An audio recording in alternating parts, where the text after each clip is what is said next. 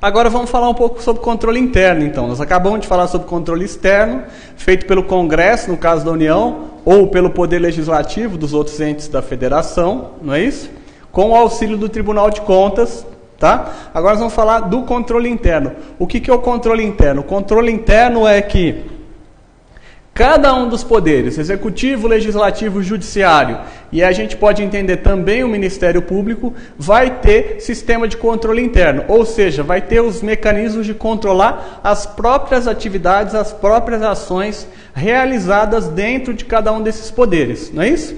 Embora por função principal do judiciário seja judicante, não é isso? De analisar questões judiciais, ele também tem questões administrativas, ele também faz uso de dinheiro público e por conta de ter essas atividades que são objeto do controle, todos os poderes têm que ter sistemas de controle interno e, além de ter sistemas de controle interno, esse sistema de controle interno de cada um dos poderes também trabalham de forma integrada, ok? Então, quando a gente fala de sistema de controle interno, nós estamos falando que cada um dos poderes tem o seu sistema de controle e o sistema de controle de cada um deles também trabalha de forma integrada, ok? Então, o controle interno tem essas duas características, tá? De cada um e também de forma integrada, ok? E aqui preste atenção na diferença das características do sistema de controle interno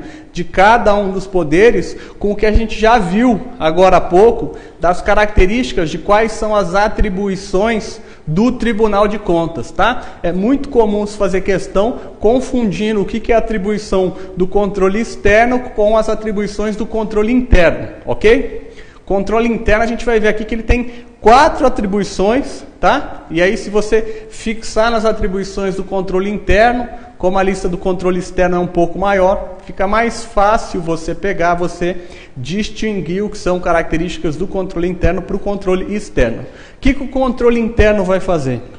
O controle interno vai avaliar o cumprimento das metas previstas no plano plurianual e na execução dos programas de governo e dos orçamentos. Ou seja, o controle interno vai acompanhar a execução orçamentária, vai acompanhar se as metas estabelecidas nesses orçamentos foram cumpridos, justamente para você poder fazer um acompanhamento de que se você está desembolsando de acordo com as metas que estavam previstas, tá?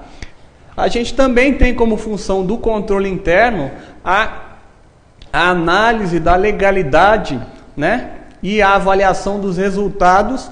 E aí presta atenção que essa avaliação é apenas quanto à eficácia e a eficiência, ok? Nós não estamos falando aqui da efetividade, porque as três sempre aparecem junto, mas aqui nós estamos falando de questão, tá? Resultados relacionados à eficácia e eficiência. Já caiu questão de banca, colocando que essa afirmação estava errada, porque eles acrescentaram efetividade aí, ok? Então presta atenção nessa pegadinha, tá? E essa avaliação dos resultados quanto à eficácia e eficiência está atrelada à gestão orçamentária, financeira e patrimonial. Reparem que aqui do objeto de controle que a gente definiu lá para trás, né, dos objetos de fiscalização, ficaram de fora 2 itens. Quais deles?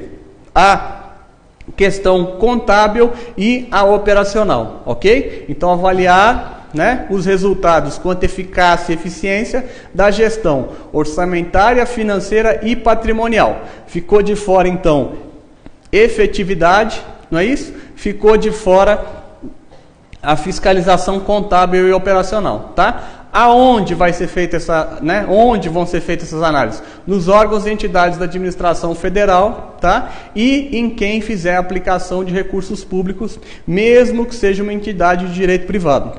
Então, se a gente lembrar, por exemplo, não é que o governo federal arrecada recursos e dentre os recursos que ele arrecada, ele passa, por exemplo, para sistemas, né, para o sistema S, né, para os serviços sociais. Esses serviços sociais também vão estar atrelados, também vão ter obrigações de prestar conta, também vão estar sujeitos a mecanismos de controle, ok?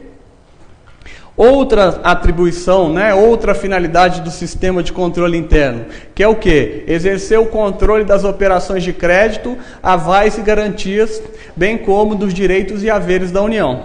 Então presta atenção aí que esse item aqui costuma ser o que né, é o menos parecido como uma função de controle interno. Se você já estudou algumas atribuições do Senado, você vai falar, opa, peraí, operações de créditos e avais é atribuição do Senado, da autorização para fazer operação de crédito, contratações internacionais, né?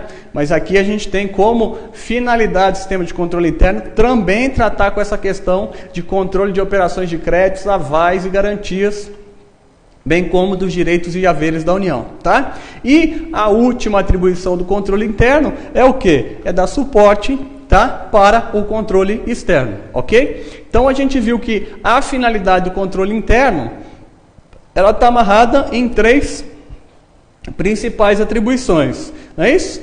Acompanhar cumprimento de metas, avaliar resultados com relação à eficiência e à eficácia, não tem efetividade, né? E exercer controle de operações de crédito, avais e garantias, bem como direitos e haveres da União, ok? As 3 atribuições, além de dar suporte, tá?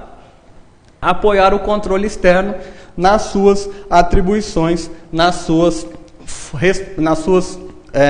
competências, tá? A gente também tem uma informação importante no parágrafo 1º, completando a finalidade prevista no inciso 4º, que é, se o controle interno tomar conhecimento de alguma irregularidade ou ilegalidade e não der ciência desta irregularidade ou ilegalidade ao Tribunal de Contas, este responsável pelo controle externo, tá, pode estar sujeito à pena de responsabilidade solidária com quem cometer a irregularidade, com quem estiver praticando esta ilegalidade, ok? Então, é um mecanismo para que o controle interno consiga manter distanciamento do que está acontecendo, das atividades que ele está fiscalizando, e se sinta responsável de prestar, né, de detalhar isso para que o Tribunal de Contas possa efetivamente fazer as análises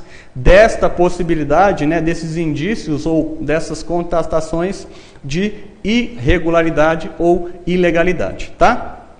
E, além disso, né, como o objetivo é o controle, aqui a gente tem um elemento que também pode ser entendido como controle popular, tá? Além de você ter controle externo e controle interno da própria estrutura da administração pública, a gente tem uma abertura aqui que vai falar que qualquer cidadão, partido político, associação ou sindicato é parte legítima para denunciar irregularidade ou ilegalidade para os tribunais de compra, ok? Presta atenção, não é qualquer pessoa, é qualquer cidadão, tá?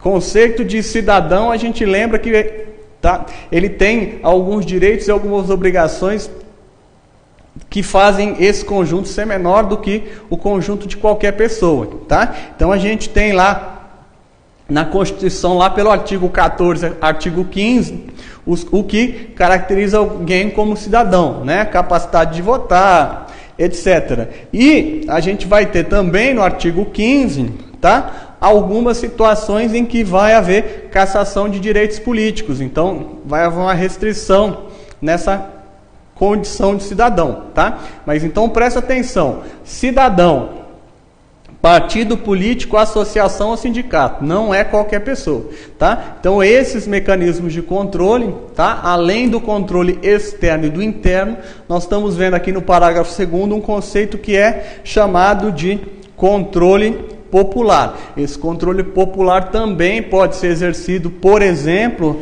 através de uma ação popular, né? Que pode ser proposta por qualquer cidadão, tá?